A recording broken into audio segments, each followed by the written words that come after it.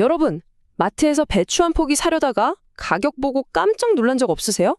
오늘 우리는 바로 그 배추를 가지고요. 어쩌면 우리 삶에서 가장 중요한 시장, 바로 부동산 시장의 비밀을 한번 파헤쳐보려고 합니다. 아마 마트에서 이런 경험 다들 한 번쯤 있으실 거예요. 늘 사던 물건을 집어들었는데, 이게 왜 갑자기 이렇게 비싸졌지? 하고 말이죠. 근데 이게 그냥 우연히 일어나는 일이 아니라는 겁니다.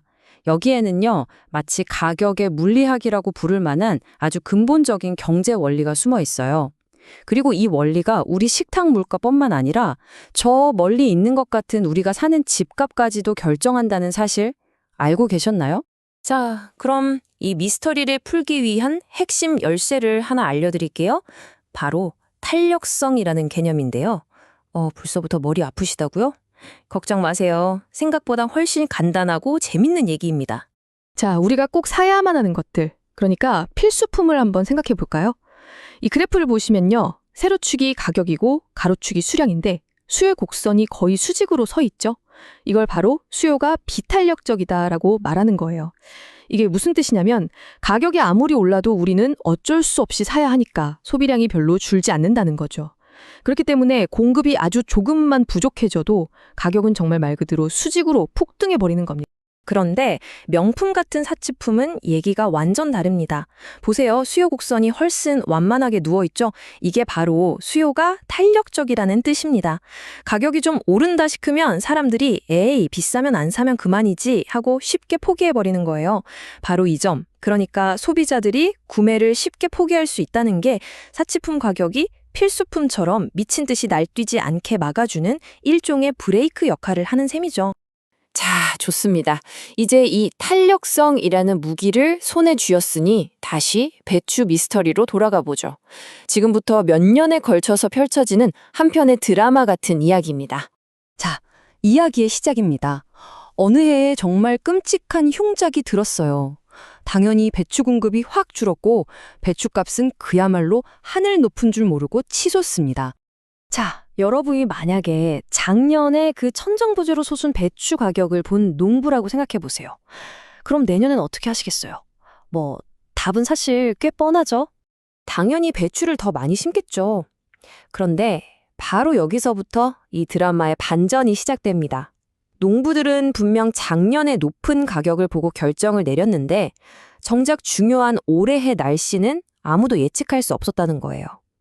모든 문제의 핵심, 바로 이 시간차에 있습니다. 만약에 모두의 예상을 깨고 올해도 날씨가 영 좋지 않았다면 어떻게 될까요? 분명히 작년보다 훨씬 더 많이 심었는데 막상 수확해보니 작년보다도 못한 거예요. 그럼 어떻게 될까요? 네, 바로 상식을 완전히 뒤엎는 2년 연속 가격 폭등이라는 기현상을 마주하게 되는 겁니다. 네, 이렇게 엇박자와 반전이 가득한 배추값 사이클, 그냥 재미있는 경제학 이야기처럼 들리실 수도 있겠죠. 하지만 진짜 놀라운 점은 지금부터입니다. 이 원리가, 이 똑같은 메커니즘이 훨씬 더 거대하고 복잡한 시장, 바로 아파트 시장에 정말 그대로 적용된다는 사실이에요. 핵심은 뭐라고 했죠?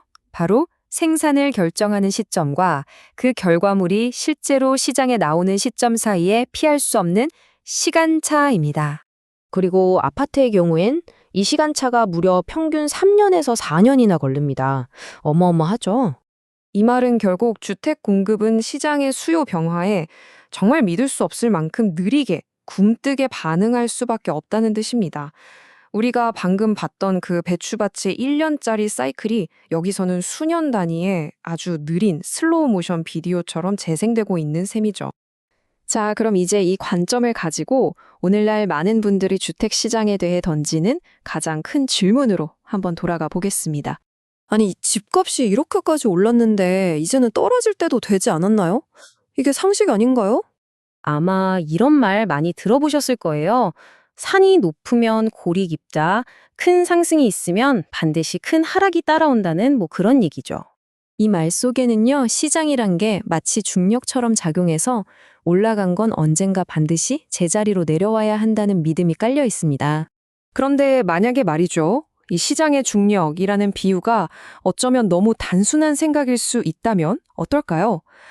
만약 가격을 이렇게까지 끌어올린 근본적인 문제, 즉 우리가 지금까지 계속 이야기해온 바로 그 공급 시차와 비탄력성 문제가 여전히 조금도 해결되지 않았다면 공급 문제가 그대로라면 우리가 지금 서 있는 이곳이 정말로 산의 정상일까요? 아니면 어쩌면 아직도 산이 계속 높아지고 있는 그 과정의 일부는 아닐까요? 그래서 결론은 이겁니다. 3년, 4년이 걸리는 이 현실적인 공급의 제약, 이 근본적인 물리학을 무시한 채 그저 이제는 떨어질 때가 됐다고 말하는 건 과연 냉철한 분석일까요? 아니면 그저 막연한 희망이나 기도에 가까운 걸까요? 이 도발적인 질문을 여러분께 던지면서 오늘 이야기를 마무리하겠습니다.